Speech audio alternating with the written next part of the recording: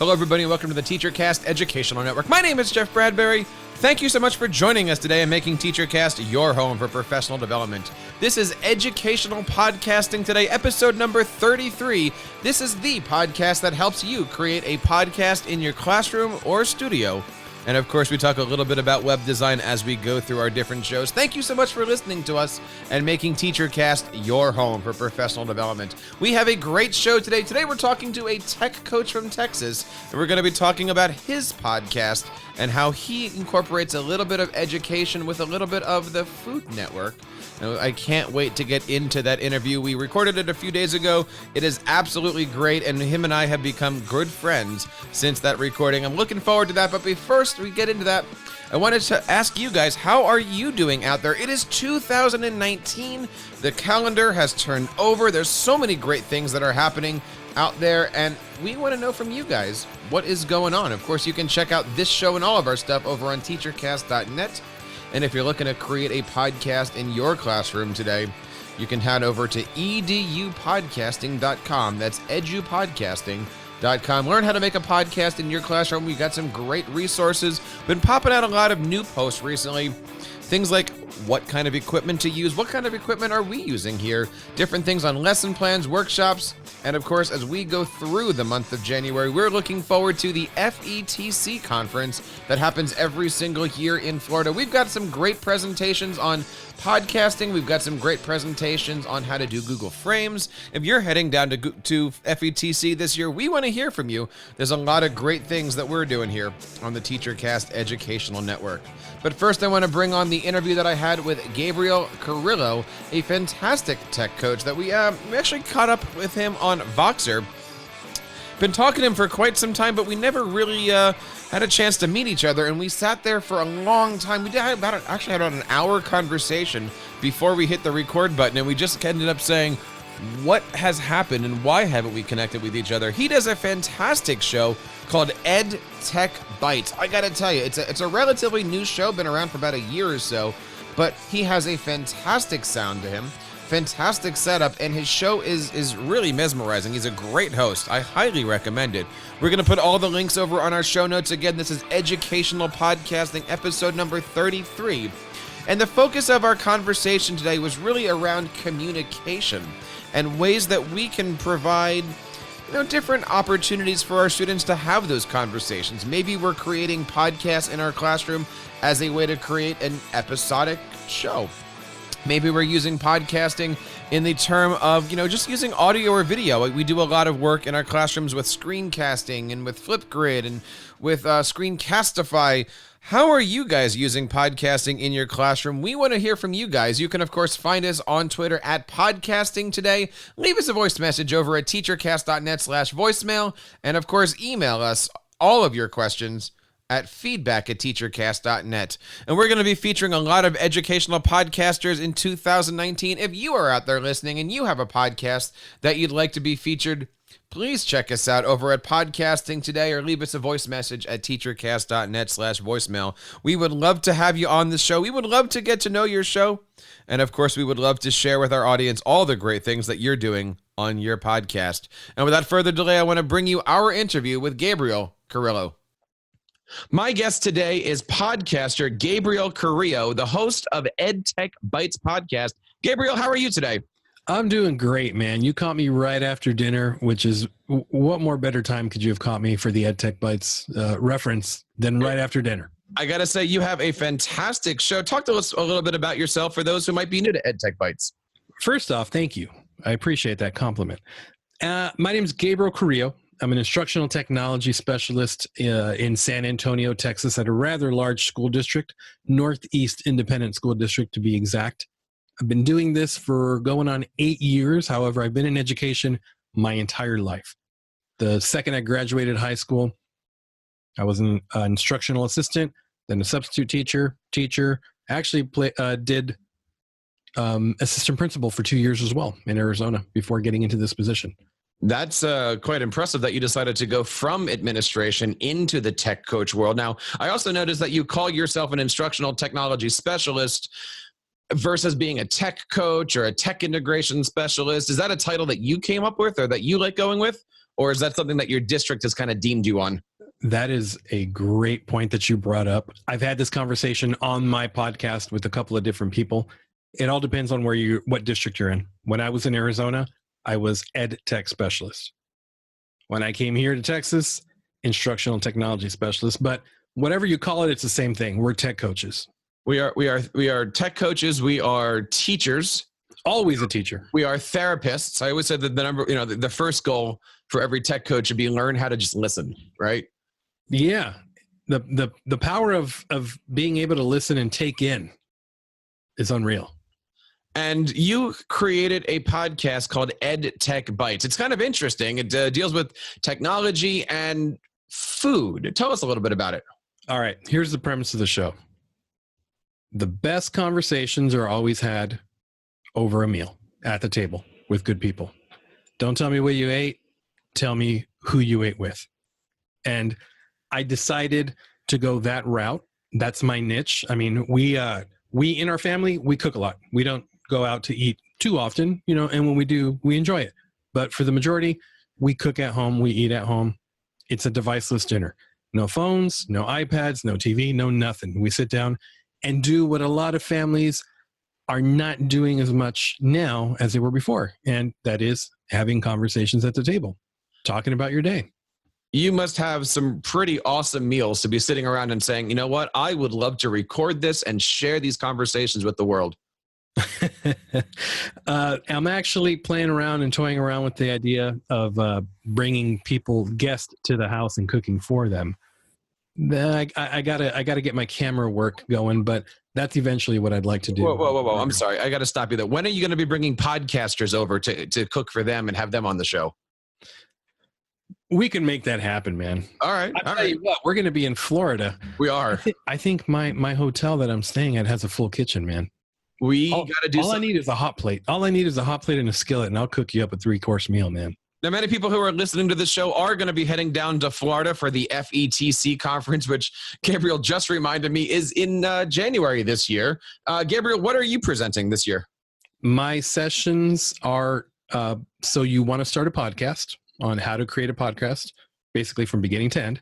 And the second session that I'm doing is creating videos with WeVideo on Chromebooks. Because a lot of times, I mean, the Chromebook is the most utilized piece of technology that's in students' hands nationwide, quite possibly worldwide.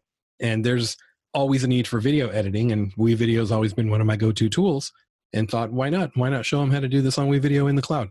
I love WeVideo. We had a chance to meet them down at ISTE last year, hang out, do a couple interviews with them. I love the fact that it's getting so easier, right? We have WeVideo, we have SoundCloud, we have other great applications. What are your go-tos when you're working with teachers to say, look, this is how you want to use the word podcasting right now, but this is how you use audio and video in your lessons. All right. Soundtrap is a must. Yes. Flipgrid is a must. Yes.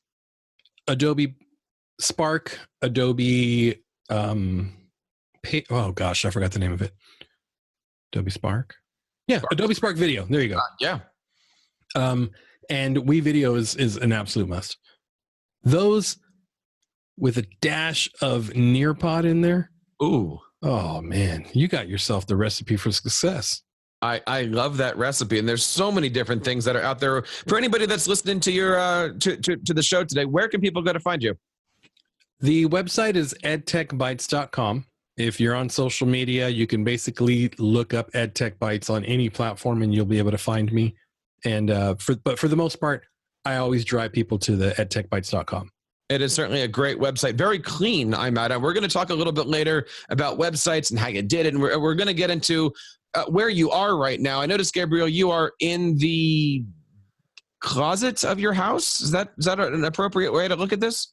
This is the man cave right here. The man cave. I understand. It is a 4.5 foot by maybe 5 foot closet that I'm in. Yeah, it's where I share my clothes. And I attempted to put a green screen up there, but my camera's a little too wide, so I might just take that green screen to my office at work. But yeah, we're in my closet, man. I just had this conversation with my wife not too long ago. It blows my mind that I can interview somebody or just talk into a computer in my closet, and within a day or two, it's out there for the world and people can consume it. And you don't even have to wear pants. No, I don't. And listeners will never know. They'll always ask themselves, hey, I wonder if he's wearing pants on this episode. You'll never know. Speaking of conversations, let's see if we can segue on that one. I totally agree with what you're saying. Conversations are fantastic. And when we're looking at doing podcasting lessons, audio, video lessons in the classroom, it really is about allowing the kids to be those speakers. We do it a lot in our where I work, getting kids to do screencasts of themselves talking about a topic, using a podcast as an introduction to getting them to understand the concepts, which might lead them into creating a 5-paragraph essay. That concept of conversations is so vitally important because it really brings depth to the knowledge that the students have. Why do you think conversations are important for students?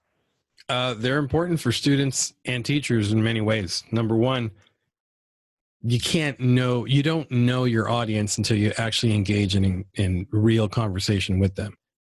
On the flip side, your students will really never know too much about you unless you have those conversations with them. And it's when you do those things that you realize what their strengths are, maybe a couple of different ways that work for them as far as maybe scaffolding or differentiating instruction. What a word that is, right? Differentiating. And just one of the things that we talk about at our campuses a lot is the whole theory behind, if you're hungry, you can't learn. If you're hungry, you cannot teach. So when you combat those first needs, those initial needs that we have as humans, then you can actually teach. And that's where those conversations come in. And being an educator, if you can't necessarily live amongst your four walls and not talk to not only your students, but other educators. We talk about PLN, the professional or personal learning network, but are we really living it? Is a Twitter chat the only conversation you're having with other educators, or are you actually reaching out to other educators in your hallway? Are you suggesting we should be having Twitter conversations while at our dinner table? Absolutely not, man. No way. Deviceless dinners, man. No, I'm saying that, you got to have conversations with people, because there's one thing that I think all educators need more of, and that's perspective. You need to know what's going on, what's working for other people, and maybe you're doing something right in your classroom, and maybe you could shine a light for somebody else. So how do you give your students that perspective when they do live in a device world, and when every 5 seconds they got to sit there and check their phones and check their messages, and they're trying to give a great lesson and their pockets are vibrating left and right? Well, it's not what you say, it's how you say it, right? You don't yell at a class and tell them to put their phones away. You talk about phone etiquette. You have that conversation as a class, as a group. Whenever I go into co-teach, model teach, or do something with teachers, the first thing I do at my campuses, being that they're secondary, is I don't tell the class, put your phones away. I tell them, hey guys, we're going to practice phone etiquette, which means I know you guys have your devices, especially you staring at your crotch. There's no other reason for you to be staring at your crotch other than your phone. Do me a favor and put it on the desk upside down. If there's an important text that you're waiting on from a parent or what have you, just flip it over, read it, and put it back down. And then go ahead. I was going to say that those are such important lessons. I know right now with us being home and being around the holidays, our kids are now playing with those toys that they got. They're only 5, so they don't have phones yet. But, I even saw today, my kid leaves the dinner table and goes to pick up the toy. And I'm going, no, let's have a conversation. It's hard to ask a 5-year-old, how was your day? But hey, let's start to have those conversations with them. Yeah. You got to get them accustomed to that. And that way they know when they come to the table, 2-3 years down the road, here's where we're going to chat. A lot of teachers out there are looking at this going, okay, this is easy, but how do I bring this into the classroom, right? Like I want to do something with audio. I want to do something with video, but how do I bring these types of lessons into my classroom? When a teacher says that to you, what do you suggest? I know you mentioned some apps, but let's stay app away right now. Yeah. Talk to us a little bit about, the actual lesson plans that you sit down with your students and teachers. What do you work with them on? I always start with what is the standard that you want to hit? What is the point you want to get? What do you want them to walk away with at the end of this unit, at the end of this lesson, at the end of this chapter, whatever it is you're working on, and then we go from there. Okay, so you obviously know your content, you know what you're going to teach, not necessarily how you're going to teach it. That's where I come in, and then I start giving them ideas, because one thing that I really like to do is I always like to pinpoint the SAMR model. And, you know, a lot of teachers really don't know what the SAMR model is, especially if your district doesn't have that tech plan, that tech integration plan. So one thing that I like to do is I always like to point out SAMR and start with the basics, do a little substitution, you know, throw in a Google Doc or something like that in there, and they can start having those digital virtual conversations. And then that turns into collaboration and so on and so forth. And that's when the teacher can then pull kids aside. Hey, I saw your work that you were working on. I like what you're doing. However, you know, let's change this. So the students know that the teachers are always looking at their work, whether it be on an iPad, on a phone, anything. But I always like to start with, what is it you want to teach, and what is it you want the kids to walk away knowing? So that's where the conversations usually start with my teachers and I. And it's interesting how podcasts can be every single rung on that SAMR model, right? You know, you can have a conversation, or you can record it and that's your substitution. You can augment it that by having 2 or 3 people in a conversation. You can modify it by telling a story through audio. Yeah. And, of course, reinvent everything that you're doing through the use of audio, screencasting, video. You know, go make a PSA about the Declaration of Independence, or, you know, it'll hit every single thing. And if you look up and down, I always talk about Bloom's taxonomy.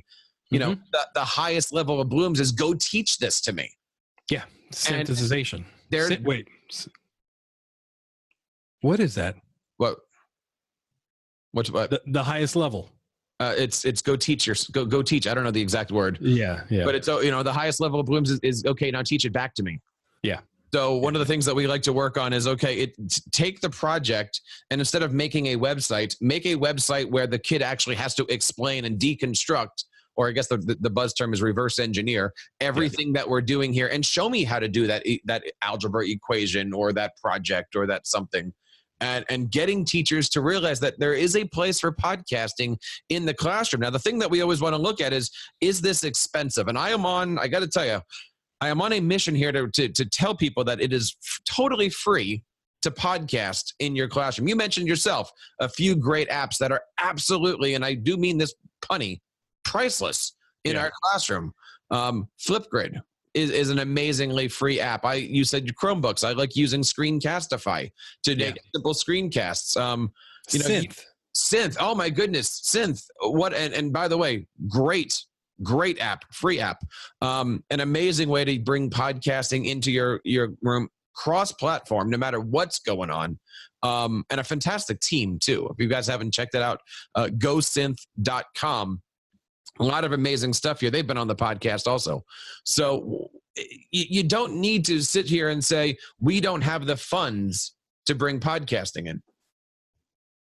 Yeah, we're getting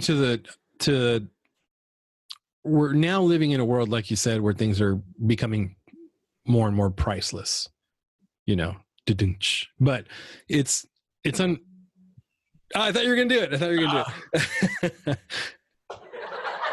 Oh, there we go. Wrong one. That was too punny. All right. Yeah. New equipment. So yeah, we're living in that world where it's just, you don't need, the resources are there, and more things are cloud-based. That can be done from anything. Yeah. Chromebooks. Chromebooks are, you can get a decent Chromebook for under $200. It's unreal.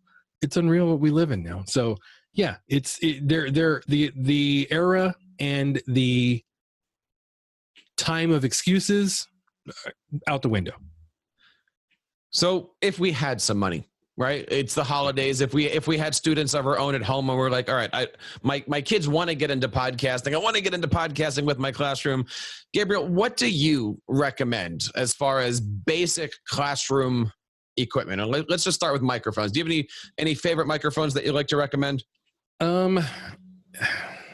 Depending on the scenario, if you're gonna have like a podcasting station, it might not be bad to grab a an inexpensive lavalier. Good. Lavalier mic, mic the kid up, let him speak, have the next kid come grab it and, clip it on his shirt or whatever. Right. Not a bad idea to have a couple of those laying around in the classroom. Another good one is, the microphone that's built into the computer. Yes. If you speak clearly enough, not a bad choice. Excuse me. Also, Apple, what are they? The ear pods that come with the phones now? Regular white earbuds. Yeah. You just hold that mic up. That way you're actually speaking into it, and you got yourself a decent mic.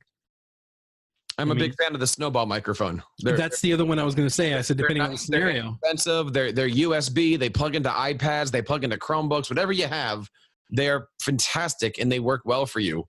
I've even seen snowball mics in classrooms on the ceiling upside down. Yeah. That way the teacher just turns it on, and the whole classroom is there. And I got to tell you, those are great for kindergarten classes, right? Like I've worked with kindergarten classes going on virtual field trips, and you feel bad for this poor little 6 or 7 year old in the back of a kindergarten class, and they're screaming as loud as they can at the screen, and nobody on the other end can hear them.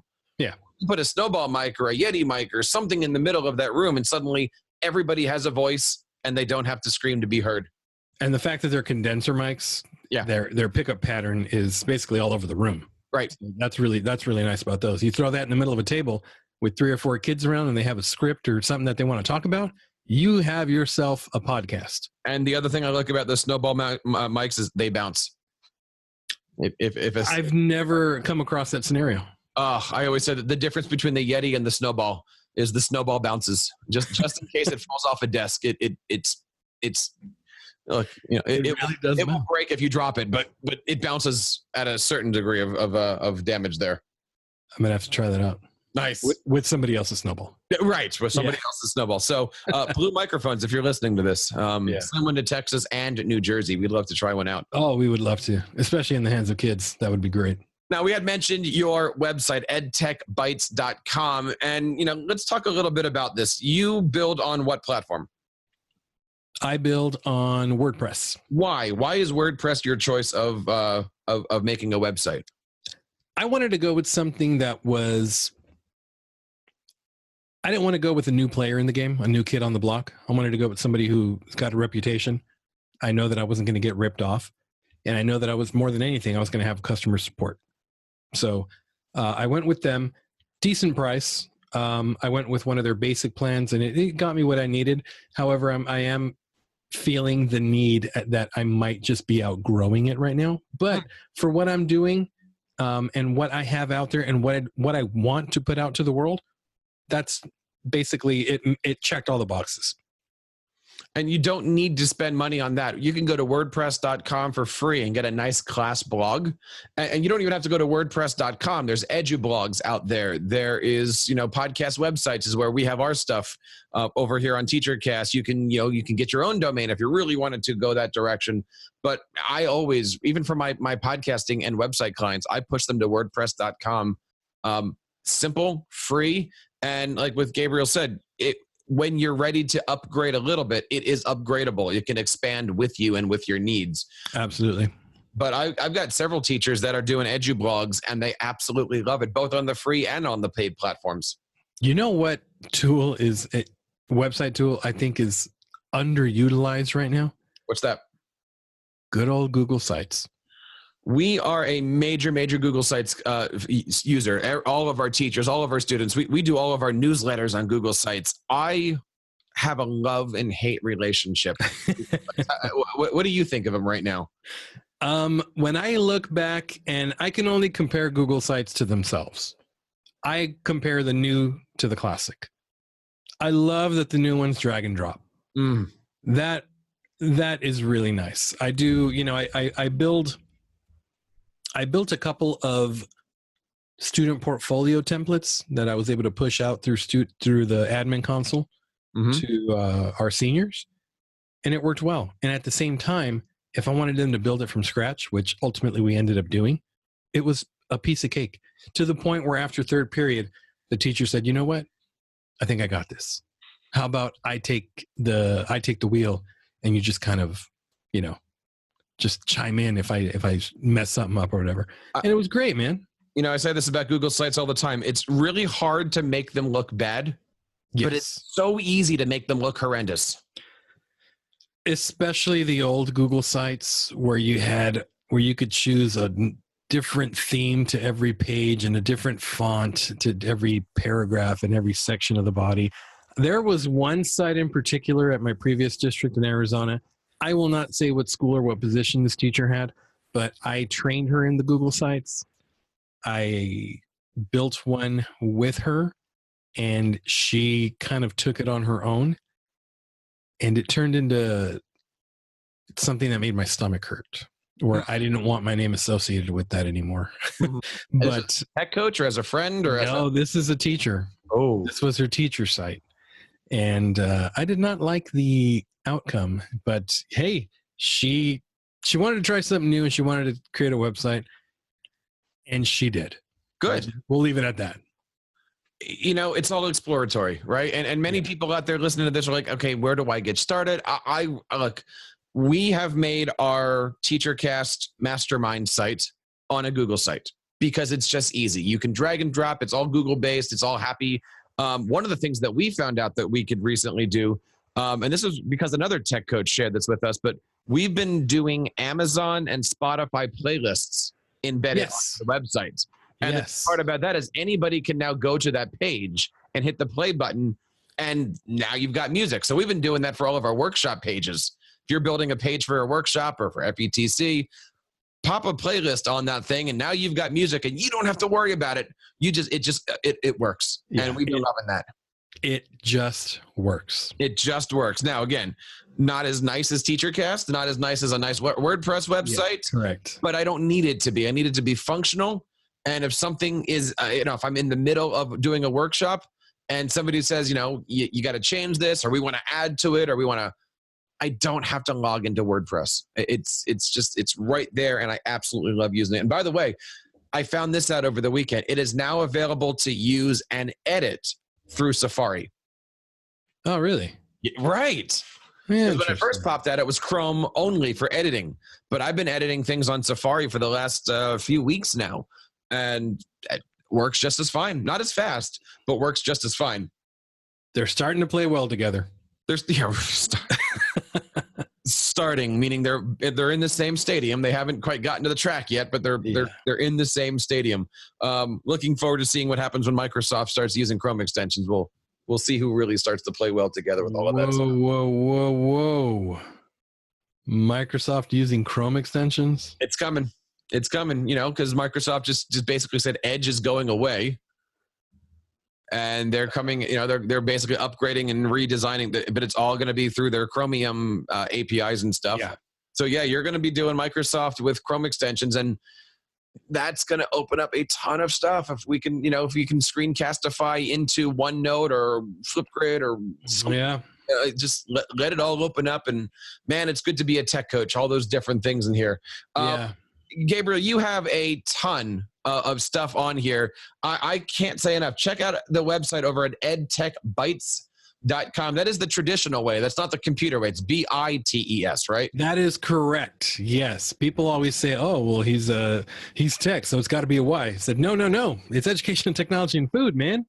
You take bites out of food, not bites. And you are EdTech Bytes on Twitter, and you can check out over at facebook.com. Of course, all the links are going to be over on our page over at Educational Podcasting Today. You can check all the great stuff. Gabriel, anything that you want to stress or emphasize here on teachers? We're talking about conversations, talking about websites, podcasting.